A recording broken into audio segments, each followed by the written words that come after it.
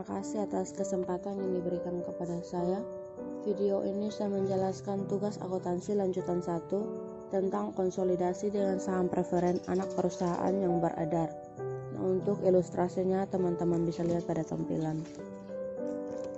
Nah, di sini alokasi laba bersih PT Anak dari total laba bersih sebesar 50 juta yang dilaporkan oleh PT Anak untuk tahun 2021 sebesar 12 juta dialokasikan ke pemegang saham preferen sebagai dividen periode sekarang.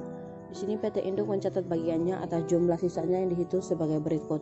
Laba bersih PT Anak sebesar 50 juta dikurangi dividen preferen sebesar 12 juta, itu didapat dari 100 juta dikali 0,12. Sehingga laba PT Anak yang menjadi hak pemegang saham biasa sebesar 38 juta dikali dengan bagian proporsional PT Induk sebesar 0,80, sehingga pendapatan PT Induk dari PT Anak sebesar 30.400.000. Berikut laba yang dialokasikan kepemilikan minoritas untuk tahun 2021 adalah total dividen preferen PT Anak dan bagian 20% pemegang saham biasa minoritas PT Anak sebesar 38 juta dari sisa laba setelah dikurangi dividen preferen. Di sini dividen preferen PT Anak sebesar 12 juta. Laba yang dialokasikan pemegang saham biasa minoritas PT Anak sebesar 7.600.000 didapat dari 38 juta dikali 0,2, sehingga pendapatan kepemilikan minoritas sebesar 19.600.000. Nah, berikut kertas kerja konsolidasi.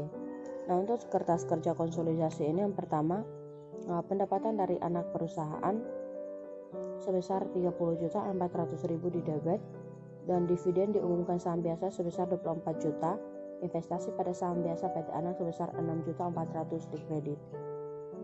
Nah, di sini yang kedua, mengalokasikan laba ke kepemilikan minoritas, yaitu pendapatan untuk kepemilikan minoritas sebesar 19.600.000 di debit, dividen diumumkan saham preferen sebesar 12 juta, dividen diumumkan saham biasa sebesar 6 juta, yaitu kepemilikan minoritas sebesar 1.600.000 di kredit.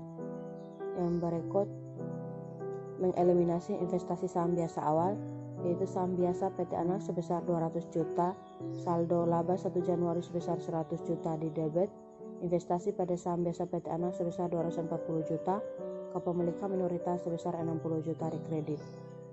Yang berikut, mengeliminasi saham preferen anak perusahaan, yaitu saham preferen PT Anak sebesar 100 juta di debit dan kepemilikan minoritas sebesar 100 juta di kredit. Nah, dalam konsolidasi dividen preferen sebesar 12 juta dilakukan sebagai laba yang dialokasikan ke kepemilikan minoritas karena PT Induk tidak memiliki saham preferen PT Anak. Jadi seluruh dividen preferen tersebut diklasifikasikan sebagai bagian dari kepemilikan minoritas. Baik, sekian penjelasan dari saya. Kurang dan lebihnya saya minta maaf.